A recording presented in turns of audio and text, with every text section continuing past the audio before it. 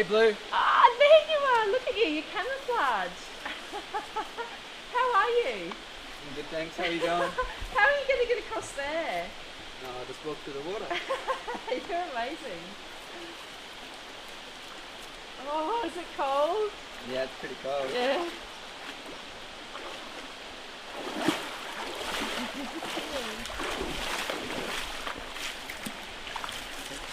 How are you, mate? Hey, good. How are you going? Good. Oh, good to see ya. Yeah, you too. Yeah, cool. Where are we here? What is this beautiful place? It's amazing. This creek is called Chamillan Creek. Yeah. I don't know the indigenous name for it, but it's a really beautiful, really sacred creek for the Jitterbal people.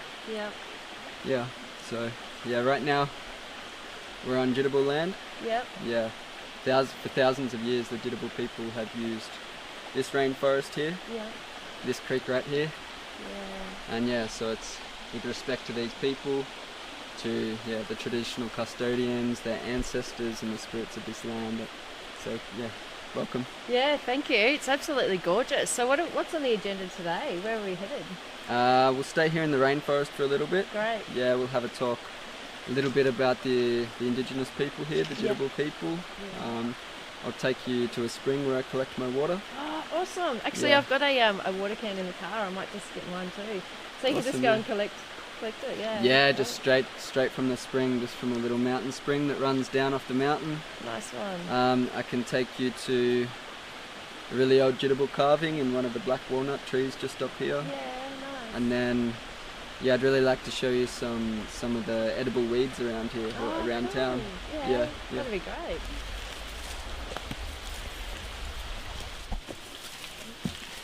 Thank you. Which way now?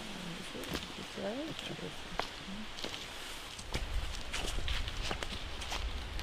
So the native name for this place here, the Misty Mountains, is Gumbalyalgay. Oh, yeah. And it's a really well-known spot for cassowaries. Oh. Yeah, the native word for cassowary is gumbulgun. Oh, yeah. And in fact, in this exact spot, maybe 5 meters that way, I got chased by a cassowary a few months ago. Are you serious? Yeah. What do we do when if a cassowary comes then? Well, a lot of people say to stand there like this and put your arms up to look bigger than it. Yep. The first time I got chased by a cassowary, I tried that and it did absolutely nothing. Oh, really? And so instead of just putting my arms up like this, Yep. I put my arms out like this. Yep. So you got to be wider, do you? I went like this and walked towards it, kind of stamping and making a lot of noise. Yeah. And they get really territorial, especially around breeding season, which is in a few months from now. Yep. And so the males, if they have chicks around, they will stamp at you, and they will defend their territory. Yeah. And so when I put my arms out like this, and when I walk towards the cassowaries, my instinct is telling me to let them know that I'm bigger, that I'm not scared, and that basically I'm tougher than them. Yeah. And so that first time, it scared it off. The cassowary just turned around, it fell over and ran off. And the other time it was a little bit more inquisitive. Yeah. I don't think it was actually trying to attack me. No. Not so much. It was more so just checking you out. Checking me out. But I didn't want it to get close to me, close enough to actually be able to attack. So I scared it off. Yeah.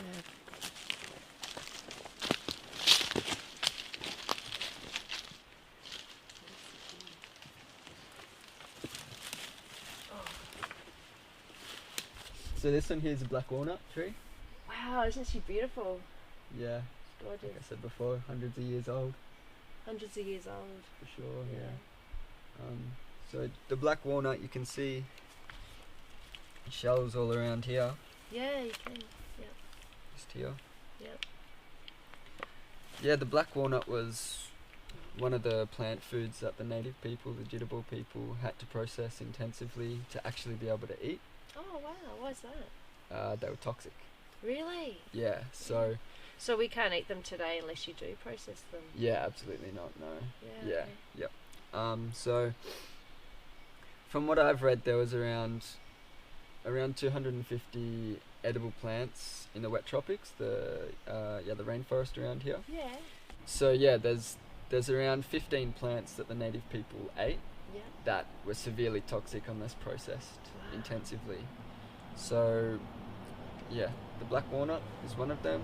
The black bean's one of their staples. Yeah. That to process that, they would have to roast it. Yeah. And then soak it in water, in running water, for days. And they would make special bags out of lawyer cane, you know, the stuff just before that we were walking through. Yeah. Yeah, that they would make bags out of that. Put the roasted black bean in there, and put it in running water to actually leach the toxins out. And that was a staple too. Wow. You know? So that's what a lot of people don't understand, that the native people had so many ways of processing different foods, and so to be able to survive in the bush here in Australia, especially the rainforest, without knowing these techniques is really quite difficult. Yeah, and dangerous. Like if Very for dangerous. me, I look at that walnut and I think, oh, I'd be able to crack that open and eat it, you know. Yeah. And without that knowledge, you can get sick or die. For sure. Yeah. Yep. Wow. So this one here, this one has a carving in it. Does A it? really old carving. You can only just make it out. Yeah. And I have no idea what it is. Yeah. I've looked online, I've researched, never found any information on Where what it is is. it? Can we see? It's just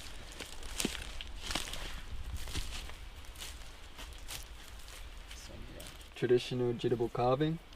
I have no idea how old it is. I've looked online, I've researched, tried to find how old it is and what the carving is of, but I haven't found anything. And for me, that's one of the sad things about, you know, the degradation of the native culture, is that beautiful things like this and, you know, sacred sites like just down here, we don't know what they are anymore because their culture's been lost, their knowledge has been lost.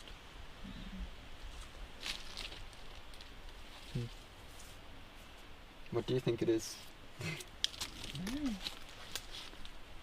How old do you think it is? I reckon it'd be 200 to 300 years old. Yeah.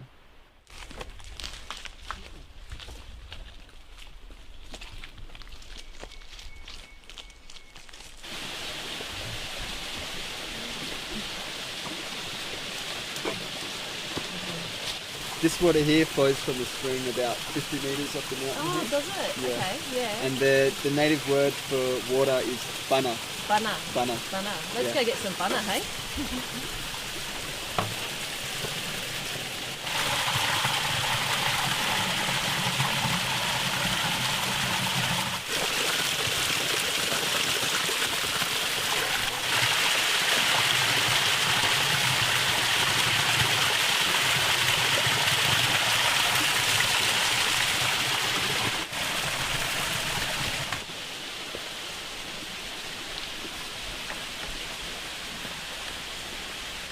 There's quite a few non-native weeds around here that we can eat also. Are they? Yeah.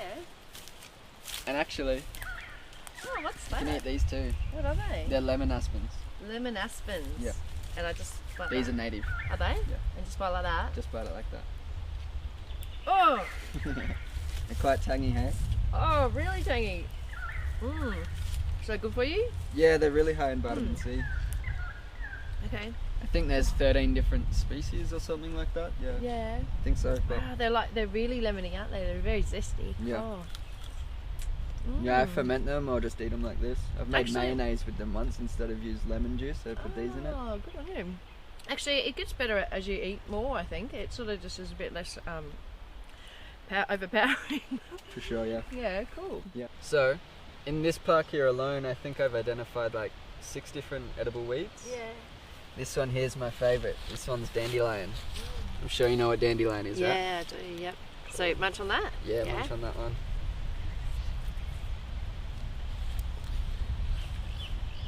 Oh, wow.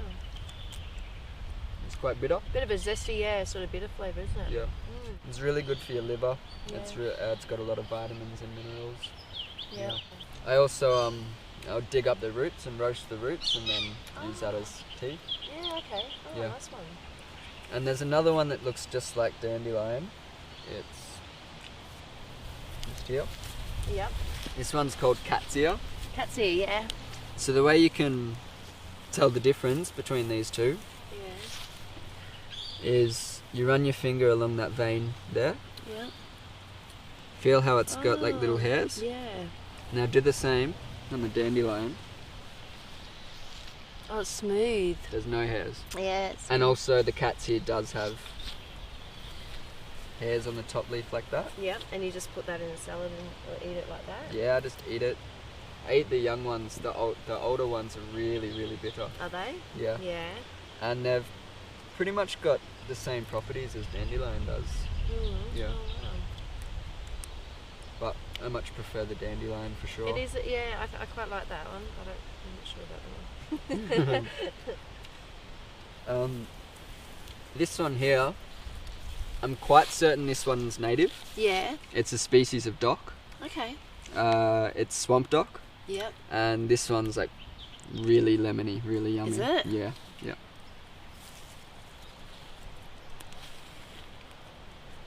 Oh yeah, it is. Is that one? Yeah. Is it lemony? Tastes like lemony to me. Yeah, I got an old leaf. The younger leaves taste much fresher. Do they? More vibrant. Yeah. Yeah. For sure. This one here's clover. Clover, yeah. And you can eat this one too. It's the one That's that really sends out nice. It's quite nutty, isn't flower. Yeah. it? Yep. I really like that. Wow.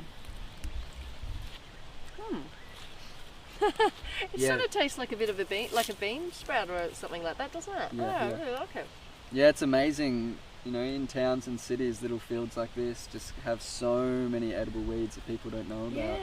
Yeah. Well, thanks so much for your time. I had a great time going through the water and check out the rainforest and looking at the walnut tree. So good on you. Thanks, mate. Thank you. Take care. Oh, thank you. I'm going to go and pick some more weeds for myself. Awesome. All right, Doug, you go back into your Have bush. fun. See ya.